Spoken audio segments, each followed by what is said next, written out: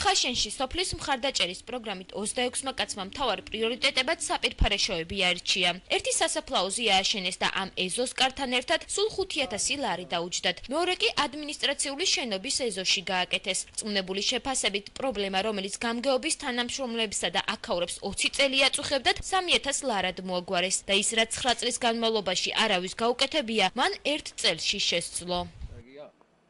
პენსიონერები მოდიან, თვითონ ამბულატორია, ჩვენი თანამშრომლები საერთოდ ტუალეტი არ გაგვაჩნდა. ამდენი წლების განმავლობაში დაახლოებით 20 წელზეა საუბარი, 20 წლის განმავლობაში ტუალეტი არ აქონია. საინიციატივო ჯგუფში ყავს 26 კაცი, რომლებმაც სოფელში აირჩიეს პრიორიტეტები. ამავე პროგრამით სოფელში სანიაღვრი არხები გაიწმინდა, წყლის შიდა ქსელები განახლდა და თავწყაროზე ჭაბრუღილი გასუფთავდა. ცენტრალურ ქუჩაზე კი გარე განათება მოიწყო. ასევე ასფალტსაფარიანი ცენტრალური გზა შეკეთდა, თუმცა სოფლის ცენტრალურ უბნებში ასეთი ორმოები კვლავ გვხვდება. ზოგმა დღემდე არ იცის რა გაკეთდა სოფელში, რადგან ამბობენ, რომ პრიორიტეტების არჩევაში მონაწილეობა არ მიუღიათ. ზოგ სამუშაოებთან დაკავშირებით შენიშვნები აქვს. ზოგი კი ყველაფრით, რაც სოფლისთვის კეთდება, კმაყოფილია.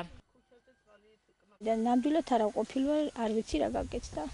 და რატო არ იყავით ინფორმირებული რა კეთდებოდა სოფელში? თუ კი ანკრებას არ მოიწევენ, ან არ დაგვიბარებენ, ან რაღაცა, მე თუ კი ინფორმირებული არ იქნები, აბა ორგან არის მაგრად მოგლეჯილი, გზა ქვეყანა იქ დადის. ერთგან დააღარეს, ერთგან არა, თუ გინდათ ნახეთ. ჯერ ხომ რაც გაკეთდება, ყველაფერი კარგია, ხო? თავარია გაკეთდა. თავარია გაკეთდა. წელს სახაშენში სოფლის მხარდაჭერის პროგრამით 59,270 ლარი გამოიყო და ამ თანხით რაც სოფელში გაკეთდა, უმეტესისთვის განსაკუთრებით შესამჩნევი ეს ნათელ ფერებში შეღებილი საპირფარეშოებია.